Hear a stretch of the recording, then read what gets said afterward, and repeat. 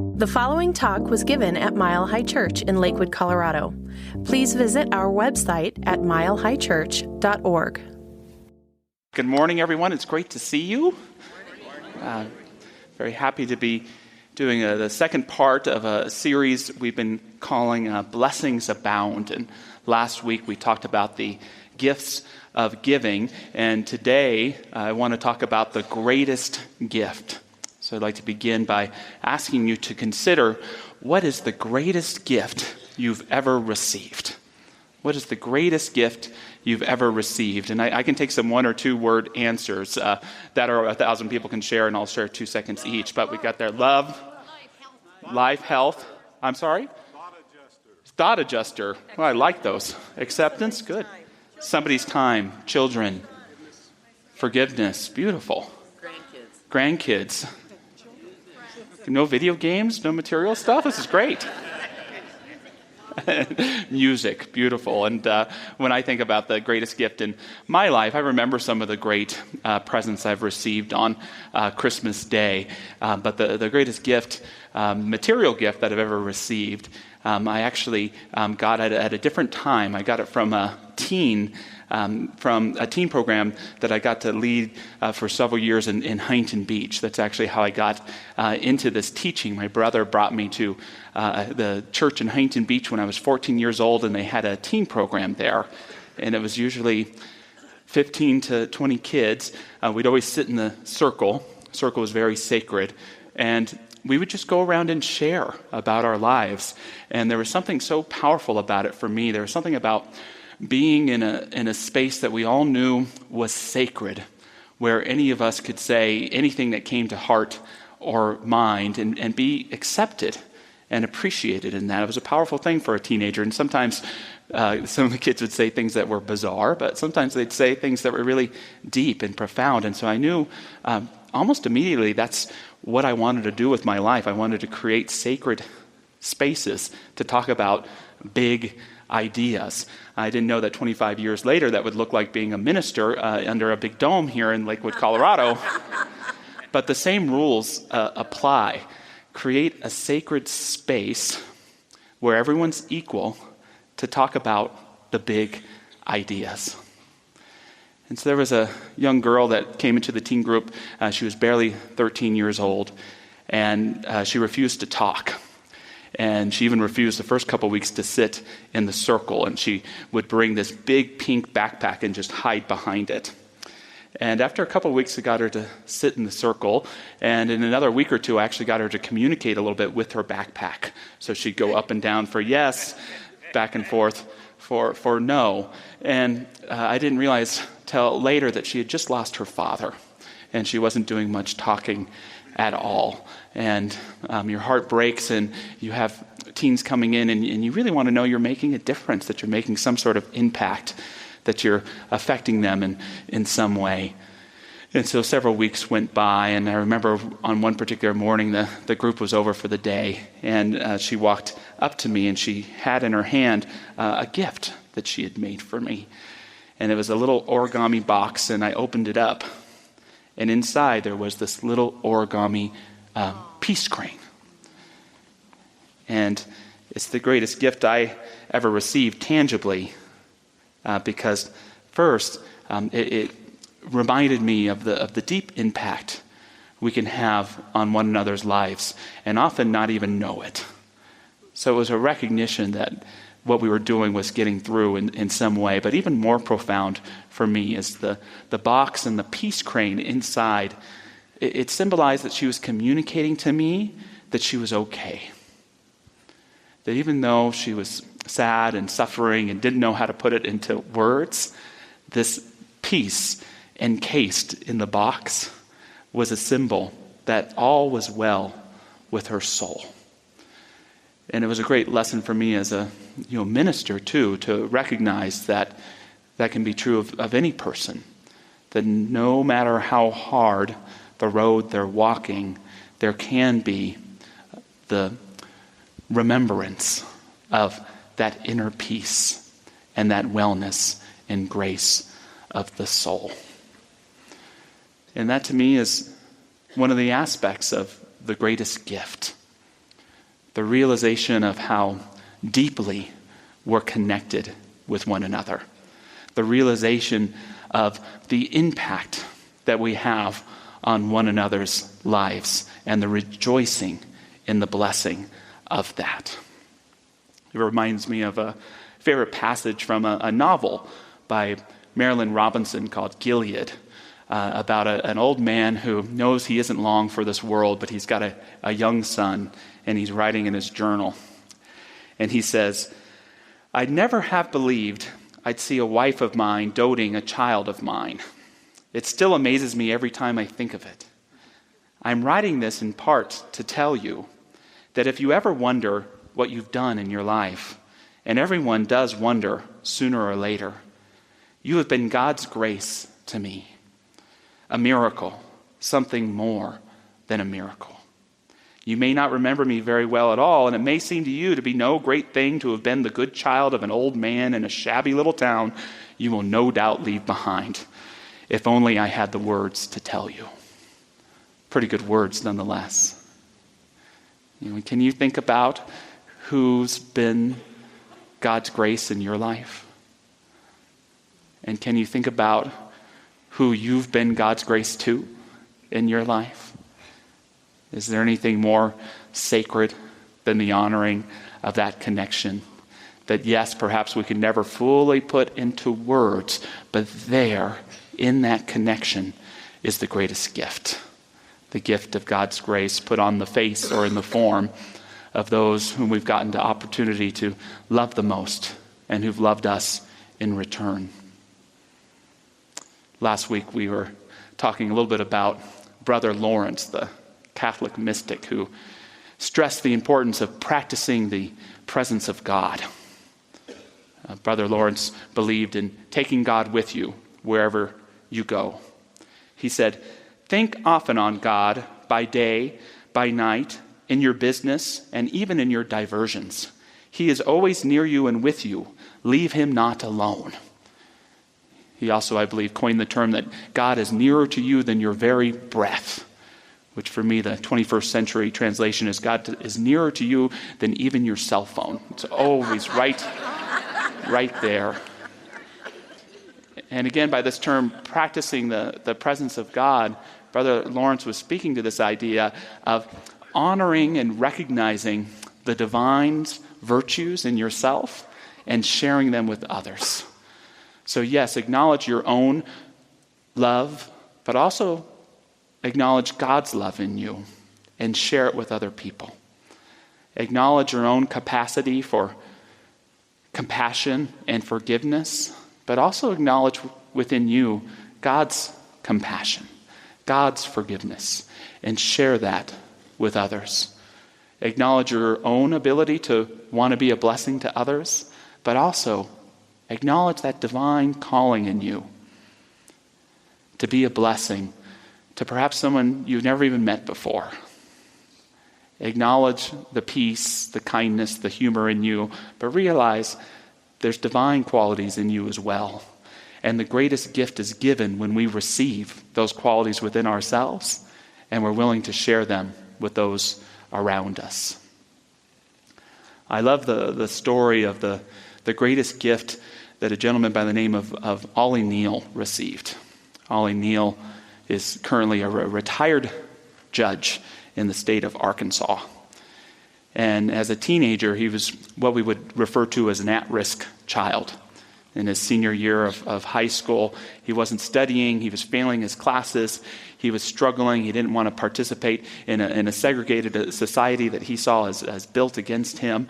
And on one particular day, he found himself in the library there at school, and he noticed a book. And he noticed the book because it had a good-looking woman on the cover. And he grabbed the book, and it was written by an author by the name of Frank Yerby. And he wanted to read it, and he realized that he would look really uncool if he checked it out, so he decided he'd steal it. So he put it in the back of his pants, and he took the book home, and he loved the book. Frank Yerby is an African-American author. And so he went back to the library a couple weeks, and he was so thrilled. There was another book from Frank Yerby there. I hadn't seen that the last time I was here, so he stole that too. And so he read that, and he did return them. And a couple weeks later, there was another book by Yerby that he hadn't seen before. Awesome. And Neil makes the point that this was the beginning of his dedication to an intellectual life, to making something of himself, to realizing the genius within and using it to serve others. He'd go on to go to law school and eventually to be a successful judge in Arkansas. And he was quite proud of himself at his 10-year high school reunion. He went back there, and he was a lawyer then, and he got to let the teachers and everyone be proud of him. And he decided that he would approach someone he hadn't really spoke to in the past, the school librarian, Mrs. Grady. And so he went up to tell her his story, and he said, I stole a book from here. And she had a story for him as well. She saw him steal that book that day. And at first she stopped herself. He can't steal that book. And then she paused. He's too embarrassed. He's too embarrassed to check out the book. So she let him steal it. And she saw his promise. She saw who he could be. And so she got together with a friend. She said, well, if he likes that book, he's probably going to want another one. And so they drove more than 25 miles in this segregated area to get another book by this African-American author, to bring it back there and just put on the shelf and hope that he might come and pick it up. And so she was thrilled when she saw that the book wasn't there one day. And they drove another 25 miles to get another book. I don't know if I believe totally in angels in the sense of these winged creatures above us somewhere. I'm very open to it, however. But I do believe that any of us can become an angel when we acknowledge the call to be a blessing for another. Any of us can embody that blessing that the divine wants to give of itself to anyone, to know their potential, to know their truth, to know their power, by simply being willing to embody that blessing and be it for another. The British thinker John Ruskin once said, there is only one power, the power to save someone. And there is only one honor, the honor to help someone. The beautiful part of Neil's story for me isn't just that he achieved great things, or that Mrs. Grady was a great librarian and a great person, but how many of us receive so many blessings that we never know how they came about. We live our lives in one story about how the way things go. Oh, I took the book and I was surprised to find another one there. But we don't realize that there's a greater narration to our plot, that there's something higher at work in our lives. How wonderful to know how someone has stepped up to be a blessing for us, or how wonderful it is to know the blessing that we've had on another that they may never realize or know about. In my life, in my ministerial career, there's a lot of things that I can explain for myself. You practice speaking, so hopefully you talk okay. Hopefully you write okay. Hopefully you're learning to listen better and better. But in the story of my ministerial career, the thing that I've never been able to put a finger on, the great blessing, is just how supported I've been. People showing up to sermons even though they stink, but seeing something in me anyways. Individuals supporting and encouraging me, seeing a truth that I couldn't even behold for myself. And these are the gifts of life. This is the greatest gift, to acknowledge how deeply we're connected. The impact others have had on us and we've had the opportunity to have on others.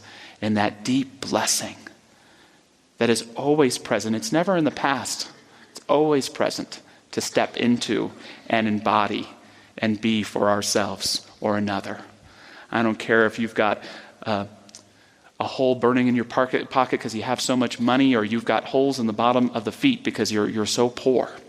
This gift is the same for all of us, to step into, to give, to use, and to receive. Last week, we got to have the question of the day be, what is your favorite TV holiday special? And so this morning, we get to ask, what is your favorite holiday movie?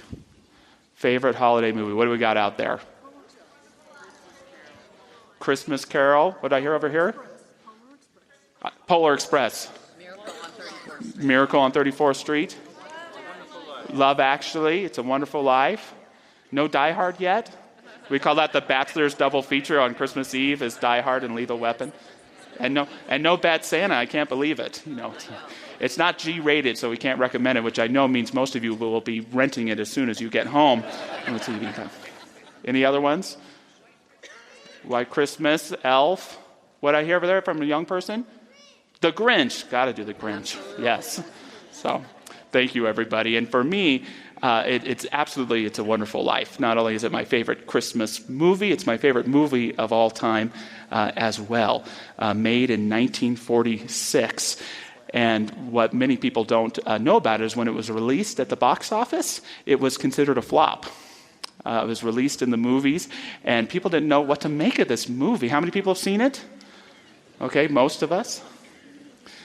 What to make? Is it a comedy? Is it a drama? Gosh, it's pretty darn dark for a Christmas movie. Here you have this gentleman who's in financial ruin. He's on a bridge, and he's ready to end his own life, which for someone in 1946, just surviving perhaps the Great Depression, was probably a very relatable experience.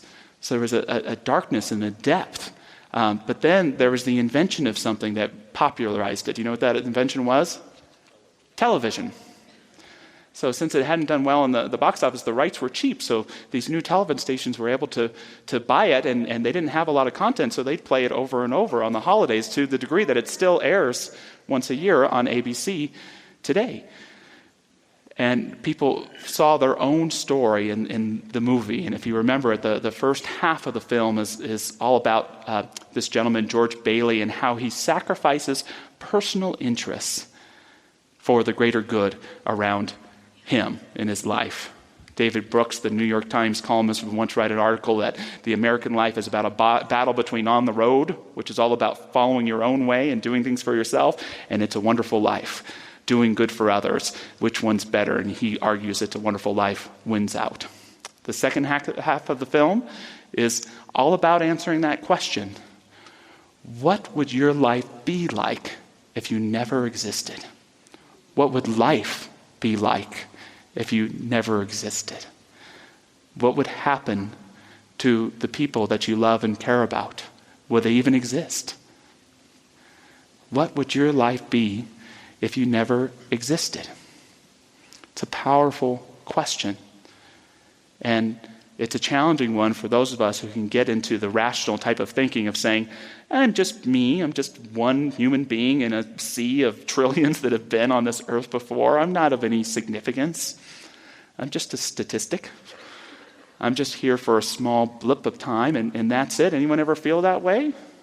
Yeah, sometimes. But tell that to the people that you've had an impact on. Tell the story of your insignificance to the people you've been a blessing to or have been a blessing to you. Tell that to the people who you've been God's grace to, that you're insignificant. Because the truth is, that gift of life that has been given to all of us makes us as significant as anyone ever has or ever will be. For we are all expressions of that divine life. I love how Martin Buber said it, written around the time that It's a Wonderful Life came out. He said, every person born into the world represents something new, something that never existed before, something original and unique. If there had been someone like her in the world, there would have been no need for her to be born. It's always a great shift of consciousness to see ourselves not as brought into the world, but grown out of it. That each of us has something unique to offer. That each of us, if not in the story, the long history of the world, at least in the story of the souls of who we are and of those we love, are intricate characters, are essential spirits, are great expressions of what the divine must have meant when she created you and I in this universe that we live in. We've all been given the greatest gift, and it's all up to us to receive it and to share it with others. Another fun fact about It's a Wonderful Life is that it was based on a story written by a gentleman named Philip Van Doren Stern that wasn't even published at the time. It was something that he wrote for fun and sent out as his Christmas letter that year to about 30 friends and family. And it is about a gentleman named George Bailey who has an encounter with an angel named Clarence and gets to find out what would life be like if I never existed. But in this one, he plays the role of a door-to-door vacuum salesman and gets to meet people that way. So it's kind of fun. And when Frank Capra, the great director, got a hold of the story, he knew he had an important story on his hands because of that question. What would life be if you never existed? And George in the book and in the movie gets to find out.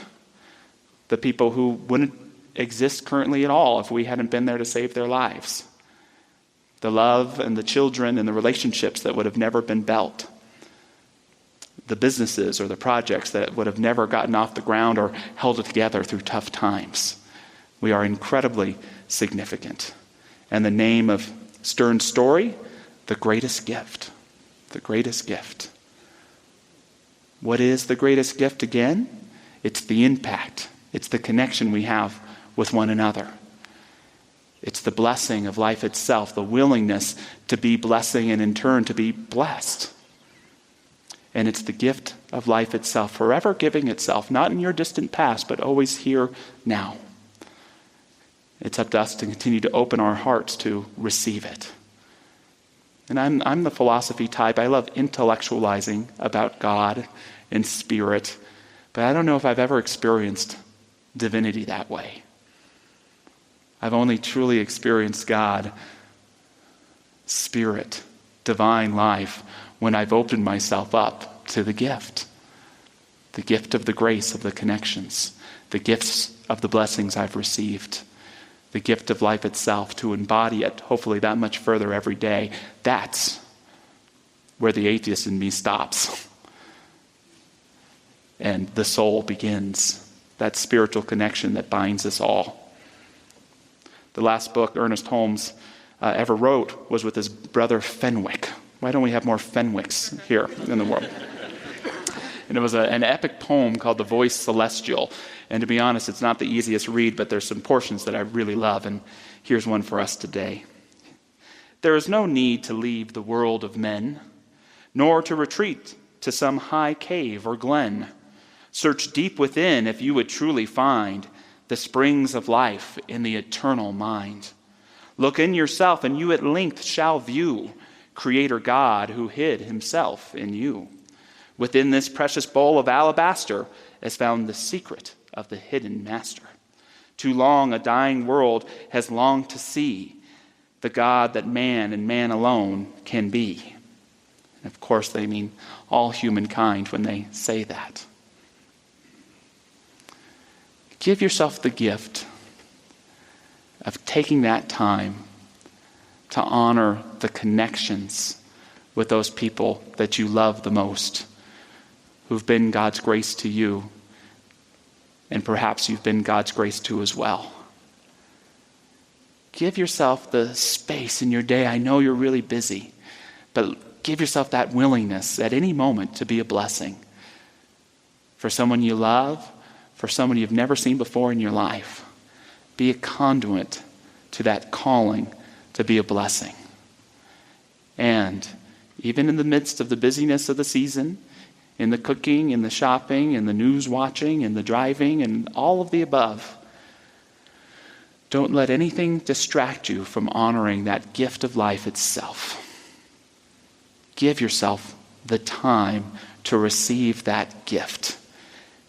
And I don't care if in this time you find yourself at the highest point or the lowest valley in your life. If you do these things, I promise you a sacred and meaningful Christmas season, holiday season, to receive that greatest gift of life in laughter or in sorrow, and all of it in one big pie altogether. To be present to this miracle of life that is most apparent right now, seeing through your eyes, speaking in your heart, and always lurking behind the busy thoughts of our minds. Thank you for listening to the Mile High Church podcast. This podcast is made possible by the generous contributions from listeners like you. If you'd like to make a donation, visit us at milehighchurch.org.